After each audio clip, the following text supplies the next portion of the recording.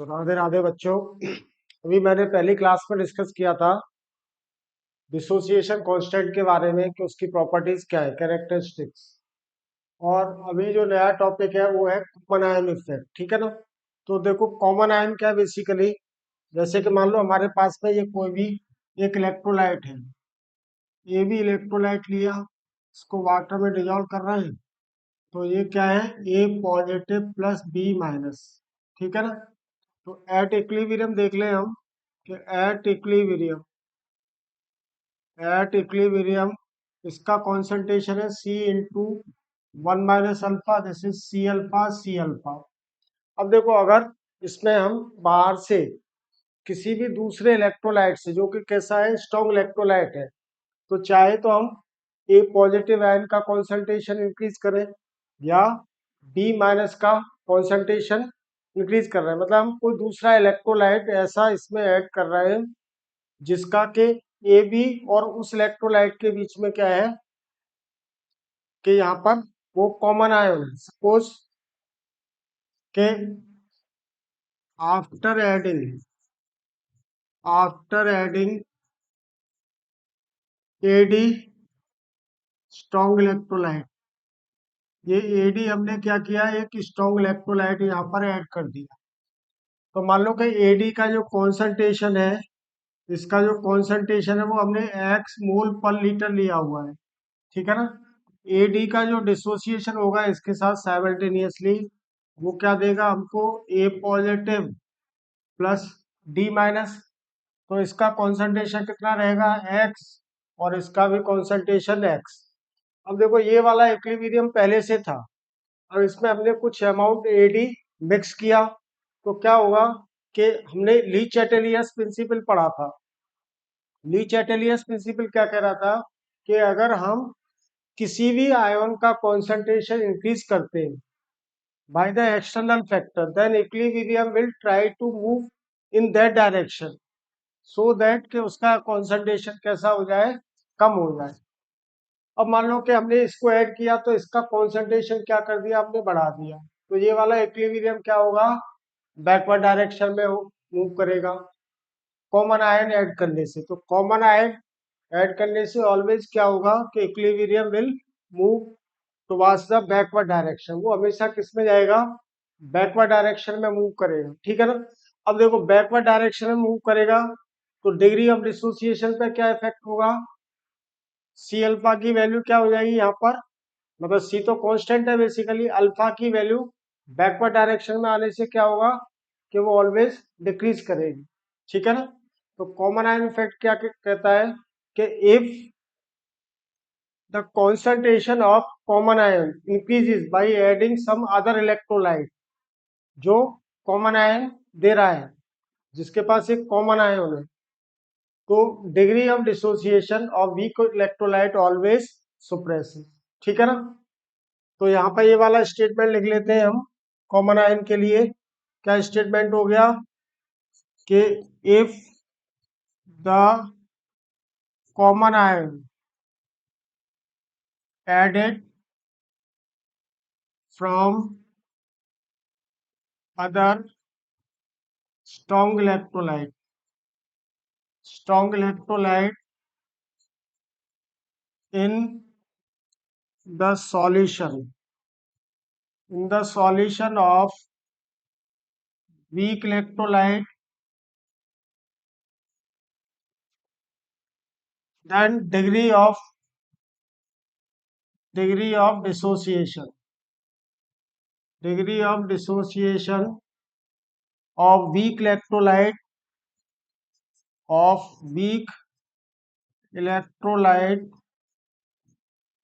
always decreases। ठीक है ना। तो इस वाले केस में अगर हम अल्फा की बात करें, यहाँ पे अल्फा की वैल्यू क्या है हमारे पास, रूट के बाई सी के बराबर है। ठीक है ना। अब in presence of common ion क्या होगा, देखो कि in presence of common ion, in in presence of common ion from AD electrolyte. तो अपने पास इक्विलिब्रियम क्या है कि ये वाला इक्विलिब्रियम है AB plus water, A positive plus B minus. ये कॉन्सेंट्रेशन है C alpha C alpha, this is C into one minus alpha. ठीक है, और इसमें ये हमने ऐड कर दिया एडी प्लस वाटर। तो ये तो स्ट्रॉन्ग इलेक्ट्रोलाइट है, 100% इसका डिसोसिएशन हो रहा है। और आफ्टर डिसोसिएशन यहाँ पर ले लें हम, आफ्टर डिसोसिएशन इसका कॉन्सेंट्रेशन ये 0 हो गया, ये एक्स लिया था, ये भी एक्स। ठीक है ना। अब देखो A positive, according to Le Chatelier's principle, A positive आने से क्या होगा कि ये वाला इक्विलिब्रियम बैकवर्ड डायरेक्शन में मूव कर रहा है। पहले वाले इक्विलिब्रियम में ये सी अल्फा था, पहले में ये सी अल्फा था, इसको ऐड करने के बाद में अभी हो जाएगा C alpha one, C alpha one, ये अल्फा वन, यानी कि नई डिग्री ऑफ डिसोसिएशन हो गया यहाँ। ठीक है ना। तो अल्फा वन की वैल्यू ऑलवेज क्या होगी यहाँ पर, वो कम रहेगी। Here alpha one will be less than alpha. और देखें कि हम इस तरह कैसे कैलकुलेट कर सकते हैं अल्फा को, कि ये वाली जो वैल्यू है हमारे पास दिस, कि इसके लिए के डी की वैल्यू क्या हो जाएगी, या मेरे पास में क्या है कि ए पॉजिटिव आयन का जो कॉन्सेंट्रेशन है वो क्या है C alpha one plus X. और यहाँ पे देख लें कि since X is far far greater than C alpha one, तो इसको हम नेगलेक्ट कर देंगे, that is C alpha one plus X can be considered as X. वो सी अल्फा वन की वैल्यू क्या है, ऑलवेज बहुत कम होगी एक्स के कंपैरिजन में, तो इसको ऑलवेज क्या कर देंगे हम, नेगलेक्ट कर देंगे। तो के डी की वैल्यू यहाँ पर क्या हो जाएगी, now K D will become,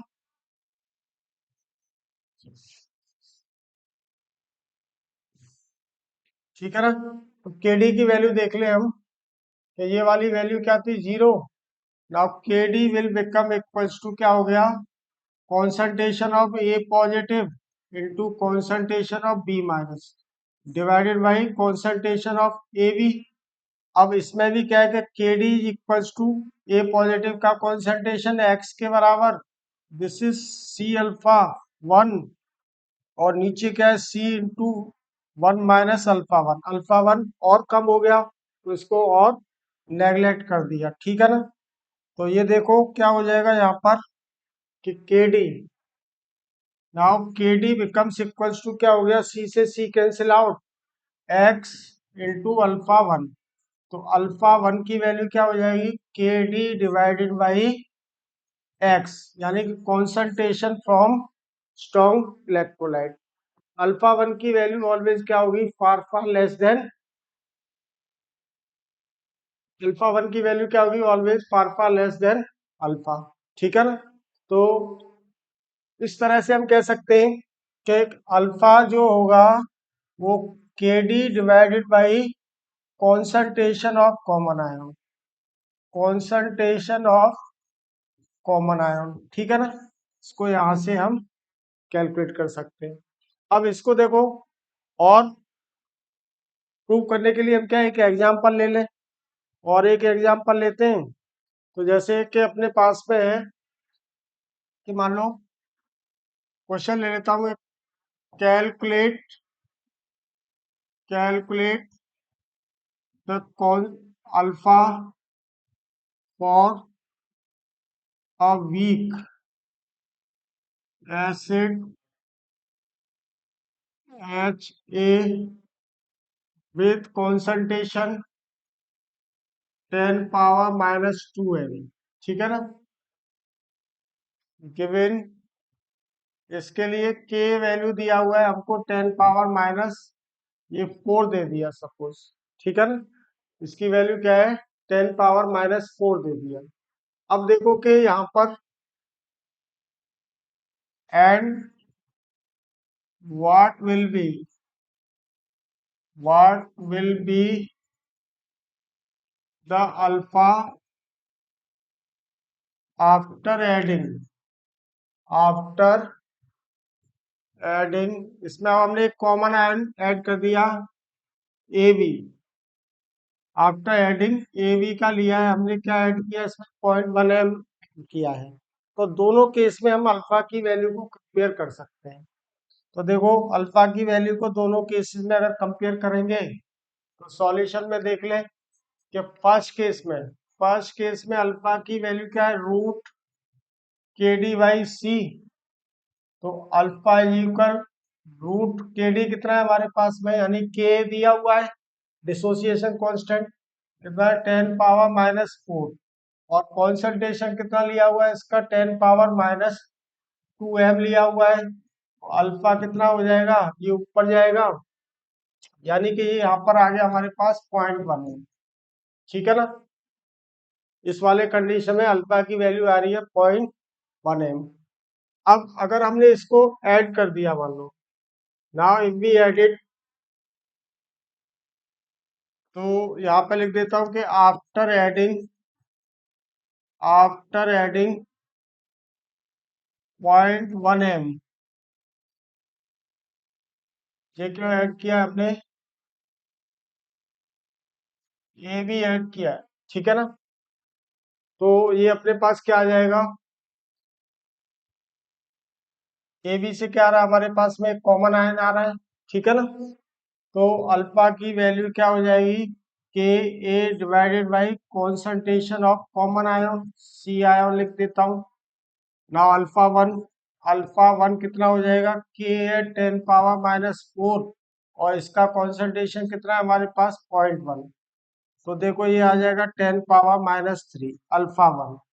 तो देख ले कि अल्फा इज 0.1, ये एम नहीं रहेगा, सॉरी, ठीक है ना, क्योंकि अल्फा का कोई यूनिट ही नहीं रहेगा। तो ये देख ले, एंड अल्फा 1 कितना है हमारे पास 0.001, यानी 10⁻⁻3 का मतलब कितना हुआ 0.001। तो डिग्री ऑफ डिसोसिएशन सुप्रेस हुआ बाई एडिंग कॉमन आयन। इसी वाले एग्जांपल में देख लिया कि अगर हमने इसमें 0.1 m कॉमन आयन ऐड किया है तो इसका अल्फा कितना डिक्रीज हो रहा है, फ्रॉम 0.1 टू 10⁻⁻3, यानी कि decreases 100 times. Degree of dissociation is now decreases 100 times, ठीक है ना। तो ये हमने देखा कि इफेक्ट ऑफ कॉमन आयन या कॉमन आयन इफेक्ट। क्या हमेशा ध्यान रखेंगे कि वीक इलेक्ट्रोलाइट का अगर हमारे पास सॉल्यूशन है तो उस केस में क्या होगा कि always concentration of common ion will suppress या विल डिक्रीज, ठीक है ना। Degree of dissociation will decrease by adding common ion. अब देखते हैं हम दूसरा टॉपिक एक और इसमें। दूसरा है मेरे पास में क्या, आयनिक product of water. Ionic product of water, इसको हम डिनोट करते हैं के डब्ल्यू से, ठीक है ना। तो फॉर एग्जांपल के ये we are having this water H2O, इसका डिसोसिएशन होगा तो क्या देगा ये हमको, H positive plus OH minus, ठीक है ना। प्योर वाटर ले लिया हमने, यानी 1 लीटर सॉल्यूशन। 1 लीटर सॉल्यूशन का मतलब कि वाटर की जो डेंसिटी है वो 1 ग्राम/ml होती है, यानी 1 लीटर अगर वाटर है तो उसका मास कितना रहेगा, 1 kg रहेगा, ठीक है। तो इसके लिए जो kd होगा, डिसोसिएशन कांस्टेंट ऑफ kd क्या आ जाएगा, that will become equals to H positive ion concentration into OH minus ion concentration divided by concentration of H2O, ठीक है ना। तो के D into concentration of H2O का कॉन्सेंट्रेशन ऑलवेज क्या करेगा, वो ऑलवेज कांस्टेंट रहेगा 1 लीटर प्योर वाटर के लिए। तो ये वैल्यू हो जाएगी H positive into concentration of OH minus. तो now this become another constant, this is constant and this is also constant, यानी H2O का कॉन्सेंट्रेशन क्या है, कांस्टेंट है। 1 लीटर का कॉन्सेंट्रेशन कितना हो जाएगा, mass divided by molecular mass into volume, तो ये आता है 55.55 मोल पर लीटर। तो ये हमेशा क्या कांस्टेंट है, केडी भी कांस्टेंट है, तो इन दोनों के प्रोडक्ट से हमको क्या मिल जाएगा, एक नया कांस्टेंट, एक ये नया कांस्टेंट मिल गया। This is one new constant जिसको हम क्या बोलते हैं, के डब्ल्यू। तो के डब्ल्यू की वैल्यू क्या हो जाएगी, O H into H positive ion concentration. तो where K W is called, इसको क्या कहते हैं हम, ionic product, ionic product of water. ठीक है, this is now called ionic product of water. ठीक है, अब देखें हम यहाँ पर कि आयनिक प्रोडक्ट ऑफ वाटर क्या है, एक कांस्टेंट है। अब इसकी जो वैल्यू है वो सिर्फ किस पर डिपेंड करेगी, टेम्परेचर पर डिपेंड करेगी। It will always depends only upon temperature. ठीक है ना, तो मैं यहीं पर देख लेता हूं कि this value at 25 degree centigrade temperature H positive ion concentration will always be equals to, क्या हो जाएगा, हमेशा ये OH माइनस के बराबर। और ये एक्सपेरिमेंटली हमने डिटरमाइन किया कंडक्टिविटी डेटा से, जिसकी वैल्यू कितनी होती है, 10⁻⁻7 है। ठीक है, इसकी वैल्यू कितनी आएगी, हमेशा 10⁻⁻7 m के बराबर। तो के डब्ल्यू की वैल्यू क्या हो जाएगी, concentration of H positive into concentration of OH minus. तो K W is now equals to 10⁻⁻7 into 10⁻⁻7। ठीक है, तो ये के डब्ल्यू कितना हो गया, यानी 10⁻⁻40। ये हमेशा कितना रहेगा, 10⁻⁻14 रहेगा एट 25 या 298 केल्विन पर, या 25 डिग्री सेंटीग्रेड टेम्परेचर। और ये जो वैल्यू है वो हमेशा क्या रहेगी, कांस्टेंट रहेगी। ठीक है ना, तो this is called ionic product of water. अब देखो कि इसकी जो वैल्यू है बेसिकली 0 डिग्री के आसपास रहता है, ये 10⁻⁻15 यानी और डिक्रीज कर जाएगा। ठीक है ना,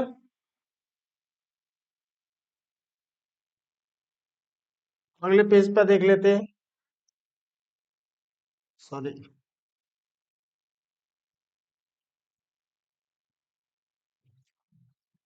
eight 0 degree centigrade temperature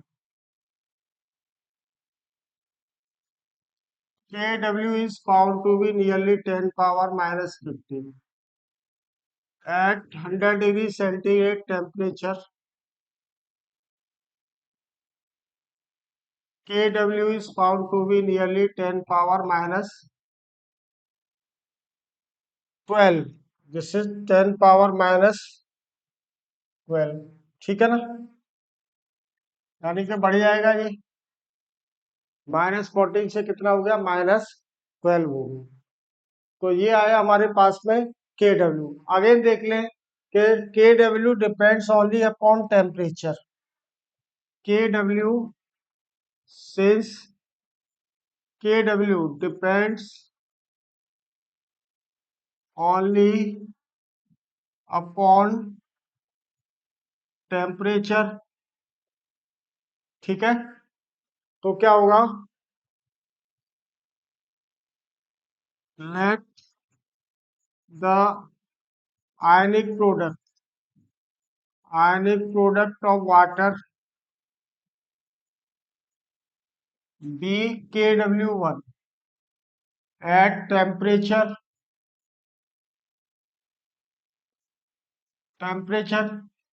T1 kelvin. ठीक है, ये ऑलवेज केल्विन रहेगा। And it becomes it becomes it becomes ionic product of, ठीक है ना,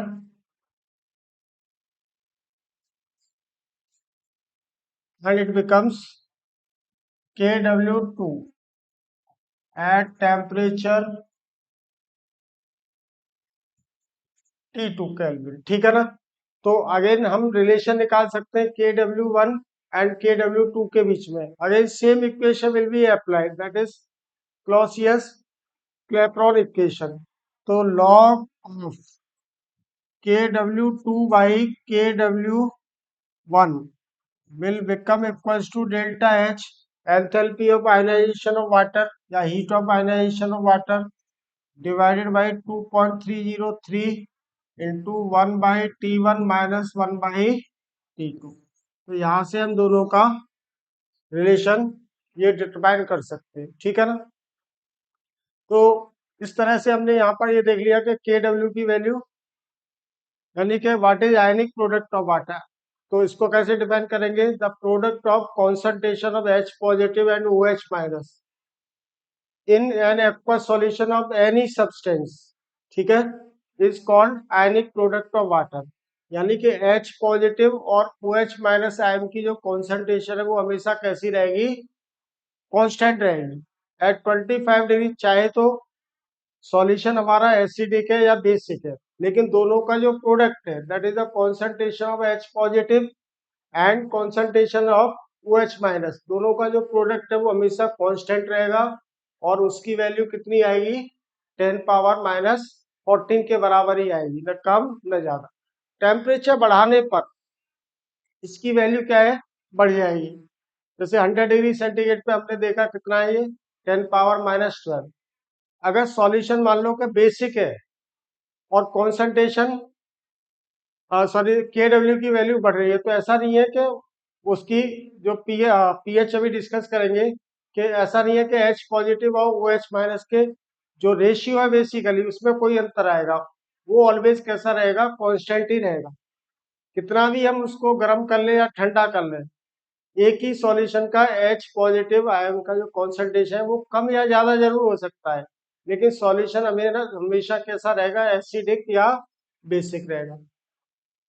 हीट करने पर एसिडिक सॉल्यूशन बेसिक में कन्वर्ट नहीं हो सकता है या बेसिक सॉल्यूशन एसिडिक में कन्वर्ट नहीं हो सकता है, ठीक है ना।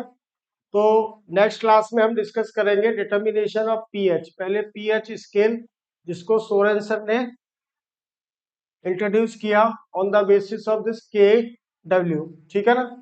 तो अगली क्लास में हम डिस्कस करेंगे डिटर्मिनेशन ऑफ पीएच, सोरेनसन ने जो इंट्रोड्यूस किया पीएच स्केल, और उसके बाद में वेरियस एसिडिक सॉल्यूशन का, बेसिक सॉल्यूशन का पीएच कैसे निकालेंगे, एसिड मोनोप्रोटिक है, डाइप्रोटिक है या पॉलीप्रोटिक है, बेस का भी उसी तरह से देखेंगे, ठीक है ना। तो चलो मैं अभी वाइंड अप करता हूँ लेक्चर को। Okay, by two everybody.